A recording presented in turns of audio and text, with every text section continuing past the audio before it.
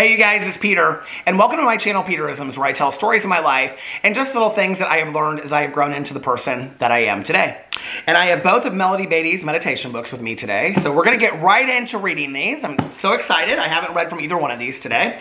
All right, let's look up April 15th in Journey to the Heart. Cannot believe that we are already halfway through the month already. It seems crazy, doesn't it? Summer is right around the corner, and I am not mad about it. I am ready to sit outside and read and go to the pool and all kinds of stuff. All right, April 15th, imagine what you want. What do you want? What do you want to create in your life? What situation do you want to live in? Describe the scenario. Imagine it. We can often have what we want, but we rarely take the time to imagine it. And imagination is the first step toward creativity. What do you want? What would it look like, feel like? Is what you're working so hard on what you really want? That relationship, that job, that home? If it is, go for it. If it's not, imagine and create something different. Begin with imagination. Imagine what you really want in your mind, and you've taken the first step toward creating it. If you don't know what you want, that's okay too. Ask the universe for help. Ask God and the universe to bring you your highest good. Ask the universe to help you create exactly what you want and need. Trust the universe, and you will be trusting an honorable and benevolent friend. I really, really like this meditation. I think it's a good question to ask ourselves, not just once a year on a birthday or New Year's, but on a regular basis. Is the life I'm living the life that I want for myself, And I think that we often believe, or I think I have often thought in the past, that the life that I wanted was unreachable, whereas other people, like movie stars, famous authors, whatever, that it seemed to me that they had this life beyond my wildest dreams that they had, and that it came very easy for them. What I have learned over time is that, actors act, and they take acting classes, and they go on a lot of auditions that they don't get the parts for, and they work very hard, some of them, to get to the point where they're at. Writers have to write books, and they have to scrap whole ideas and, on and on and on to have a book come out. And it's really about the process to getting there, that maybe, I've said this before on here, that if you want to be, on Broadway, or you want to be in movies, maybe start with community theater. And then maybe you'll meet some people that you really, enjoy being with. I've actually thought about this recently because I thought that it would be really fun just to be in like a small community acting group or something, and if not, just to meet some other people, I don't have a large group of friends around me. I keep it pretty small and pretty close, but I'm always open to meeting other people, And several years ago, if you've watched my channel for a while, you'll know that it was a privilege to be able to judge the Miss Indiana pageant. And I've loved pageants since I was a little kid. I used to watch them with my mom on TV. Alex and I have so many friends that are part of the Miss USA and Miss America pageant systems. And so I got asked to judge, and it was the most amazing experience ever, right? But if you had asked me going into it, like, what was the part that I thought would be the best or the most fun, I would have said, well, I think just the judging of it, or getting to be part of all of that, or actually being able to be a judge, right? And what I found, I always get so emotional talking about this, I don't know why, but what I found to be the most enjoyable of the whole week, of which it was a very strenuous week, was the other judges that I was on the panel with. There was, I think, 6 of us total. And was there 5 of us or 6 of us total? 5 or 6 of us total. I'm trying, like, in my head, I think there was 5 of us total, and we got driven everywhere, and we had a home base of a hotel that we would meet at every morning, and then we would like get dropped off there at the end of the day, and we went out to dinner and lunch, twice a day we ate together, all of us, and we had all of these inside jokes by the end of the week. And I can remember the first day sitting there, and I was like, we were around this big boardroom, and we had to like go around, and each of us were picked for very specific reasons, and so we had to go around the room and kind of introduce ourselves. And I was like, oh my God, I do not like fit into this group, but all these people are like, they're experts in their fields. And I just felt so like, I'm very timid and shy in those situations anyway, which I think people probably would find, difficult to believe, but it's the truth.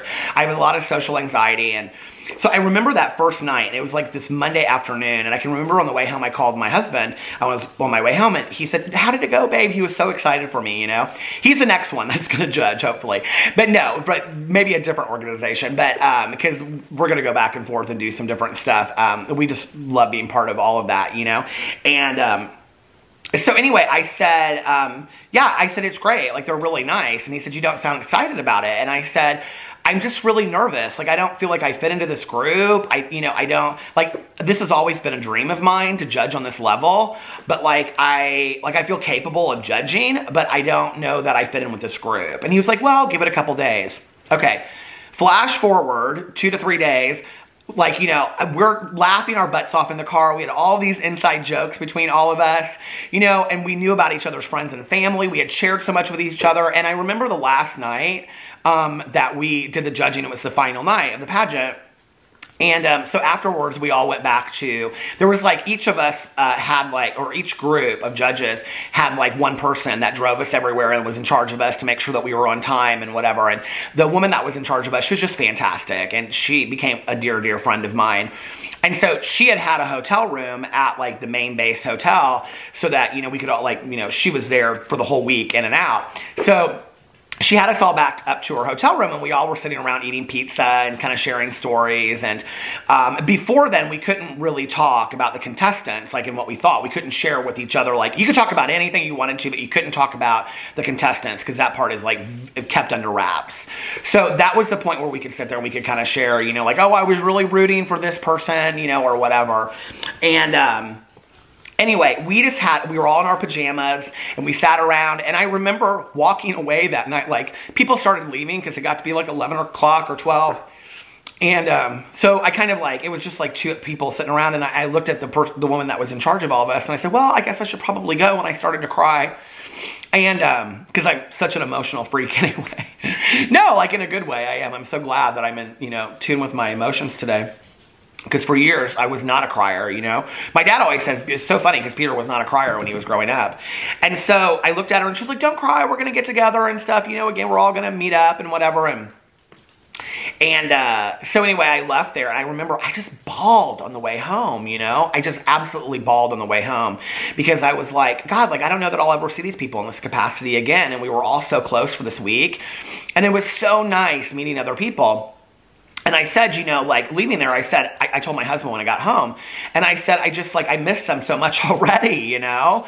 And I said, I need to really get involved in some stuff, you know, here in our hometown. Like, I need to get on some boards, or I need to get involved in something where I develop relationships like that with people that I see on a regular basis. And I am very involved in 12-step stuff, and there are some things that I'm involved with, but we're not, like, well, in recovery, we're super close, you know, and I get to see people. But those are, like, friends of mine. I'm talking about, like, on a different level. But, you know, had I never tried to do something that I had always wanted to do, you know, I would never have met those people. And I had a great experience judging. It was so much fun. But it was about the people. It was about the other judges. They were the ones that made it fantastic for me. You know, they were the ones that gave me this amazing experience. And I think that we have moments of time like that. You know, like, oh, hello, Tucker. I remember, like, when I went to camp one summer when I was growing up. I was, like, in 5th grade. And I didn't want to go to camp. And it was a family friend's son that was like, go to camp with me. You'll have a lot of fun. He went to this camp. It was Camp Pioke in Indiana. I don't know how I remember that. But he used to go every summer, so, I know, hi honey, hold on a second. They just ate their dinner. So he was like, go, you'll have fun and whatever. And so I went begrudgingly because my mom and my dad were like, you'll have fun, it'll be a good way for you to meet people. And I didn't have any friends. I think they were worried about that, you know. And so I went, and I can remember, like, the first 2 days calling my mom and being like, get me out of here. Like, I don't want to be here. I don't like this place. And by the end of it, like, I can remember the last night we did this talent show, and we had all of our sleeping bags together, and we were like this big caterpillar moving on stage, and everybody was clapping for it. I don't know how I remember this. And everybody was clapping for us and stuff like that, you know. And, like, that age was like, that year was like the last year that you could go to the camp. Like, you had to wait 2 years and then become a camp counselor or something. So I couldn't go back to the camp the next year, and I, you know, had never gone before. And I remember I said to my mom told me later that, like, on the way home, I was like, you know, I'll never go to Camp Pioke again. I was like real upset and stuff like that, you know, and she was like, I'm glad I didn't come pick him up. And then equally, she used to tell this story about how I played hockey when I was growing up. I know it's hard to believe, but I did. And my team was the North Stars. And I like didn't want to be on the team. I didn't want to play. I was the goalie. I was like the biggest kid on the team because I was like 2 years older than everybody else when I started because I just wasn't that great, you know. And so we went to the banquet, and I don't remember this at all. And I got this trophy and stuff. And my mom said on the way home, I was like, I'll never see my North Stars again. I've always had this issue with endings in my life, you know. But the thing is, had I never tried those things that I really didn't want to do back in the day anyway, like go to camp or hockey, you know, or even like with this judging, I was like, oh God, this is really stepping outside of my comfort zone, you know. I'm asked to participate in a lot of things, and I'm asked to be a part of stuff and a lot of things in life. And for many, many years, just up until the last couple years, I said no to all of it because I was too afraid, you know, to participate and be part of it. And just in the last couple of years have I really started participating in stuff because what I realized is life is really short. And there's a lot of really amazing, wonderful people out there that are characters to my life that I want to meet, you know. They uplift me and make me a better person. And I learn so much from them. And I think that those experiences that we have with other people are those priceless moments that make life really worth it, you know.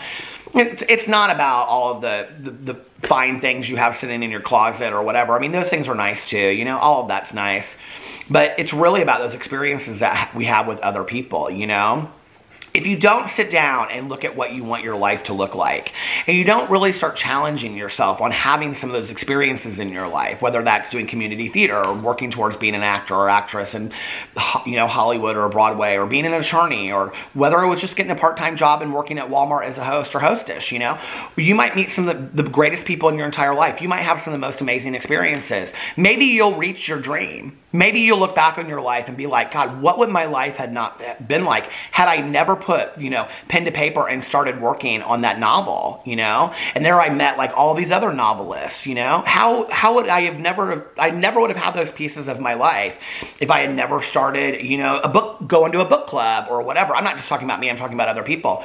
So figure out what you want your life to look like. Take a pad and pen, you know, pad of paper down and a pen and write down, this is what I want my life to look like. These are the things that I want included in them. And start figuring out small ways that you can make that happen. And maybe it's not the destination of achieving that dream. Maybe it's the journey along the way. And I love that whole saying that the journey is the destination, you know? Because maybe it's all the people that you'll meet away in the wonderful Wizard of Oz, you know, that when you get to the end, it's really not about that anyway. It's really not about that achieving that goal. Maybe it's just about all the experiences that you have on the way to get there. And that's really what life is all about, right, Charlie Brown? So anyway, I love you guys, and I will see you tomorrow. Bye.